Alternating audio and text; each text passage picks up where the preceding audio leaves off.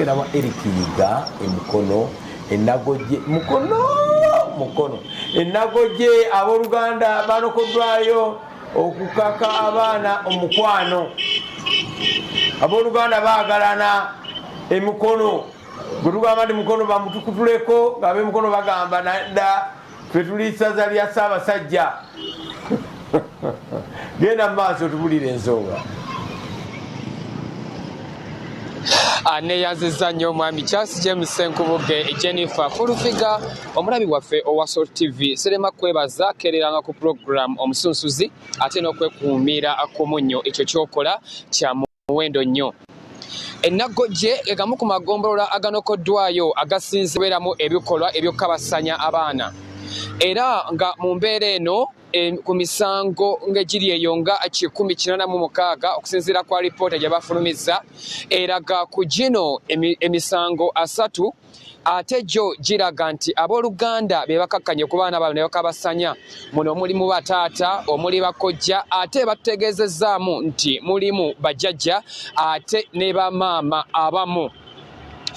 Bino byatuukiddwako babadde nga bakujaguza olunaku olw'omwana w'omuddugavu olwabadde wali ku ggombolola ey'Ennaggojje okusinziira kwa avunaanyizibwa kusitula ku mbeera z'abantu omukyala Gladys Nakiboneka agamba nti kumpi buli lunaku ofiisi ye efuna omusango ogw'omwana akabasanyiziddwa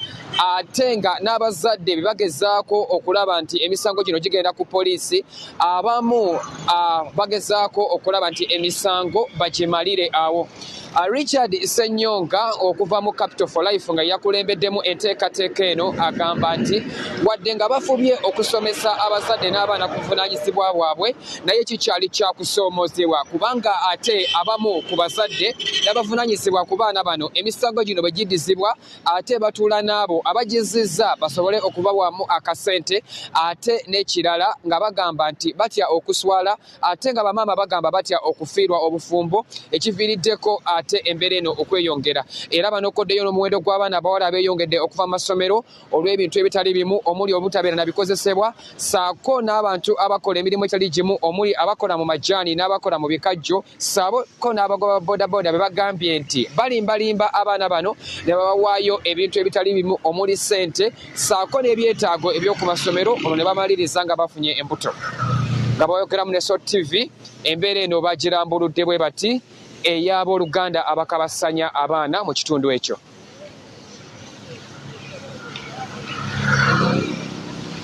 Mukyalawo bannange nga tutyoboose nnyo bano bajjajja mwami jjajja mukyala bannange tuddeyo ku nnono. Twesanze nga bano abaana ababaganza si kugamba nti bantu b'ebweru bokka wabula ojja kusanga maama ng'ayagadde mutabani we, ojja kusanga taata ng'ayagadde muwala we, ojja kusanga owooluganda abantu bebabeera nabawaka nga bebagadde abaana abo oluusi bakola ki. Bwe tutunuulira mu Naggojje muno olwomosi buli lunaku wabeerayo omwana gwe bakuta. Bwe twogerera kati mu mwaka gumu n'ekintu akatwala cases 187 eziri ku port be babaganzizza awakawa. Bakuba ekizibu kye tusanga nga be bantu abakulembeze n'ab'eŋŋanda abatuula ne bekkiriranya n'osanga ng'oli bakutte omwana we ate atudde n'oyo amukoze eki amukutte, so ne mutandika ate okusika omugwa n'osanga oluusi omukyala afunye obutakkanya n'omwami bwe mugenda okuvaayo bamukwateko ng'ate agamba nti atenze omwami wange mukola ki mwagala nnyo. Oba ogenda okukwata ku mwana ng'aga nti ate kakati ebyo tunaabitebya tutya nga taata w'omwana yaganzizza ki omwana. So ekyo ekimu ku bisoomozebwa bye tusinze okusanga mu puroguramu eno.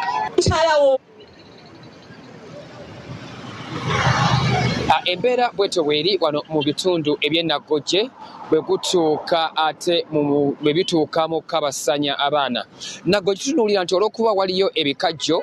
saako ne factory z'amajaani waliyo omuwendo gw'abantu bangi nnyo ate nga gulinaanye abantu eggombola eyo erinaanye n'ekibira ky'amabira, so kino kiwadde omwaganya mungi nnyo abantu okuva mawanga ag'enjawulo okubeera mu kitundu ekyo ate n'abaana abatayaya ku nguudo nakwo twalabye nti bangi nnyo mu ggombolo eyo ng'okusoma kw'abaana abawala kutono nnyo kubanga ebikozesebwa ku masomero baatugambye nti abamu byakkekwa kati ne basalawo okgenda n'abantu bano abasobola okubawa obuyambi. Kankomeo mu studio mwami Charles James Ssenkubuge ne Jennifer Fulufiga tugende mu bitundu ebirala twabe bannaffe ate nabo bye balina. Download the Salt Media app from the Google Play Store and the Apple App Store.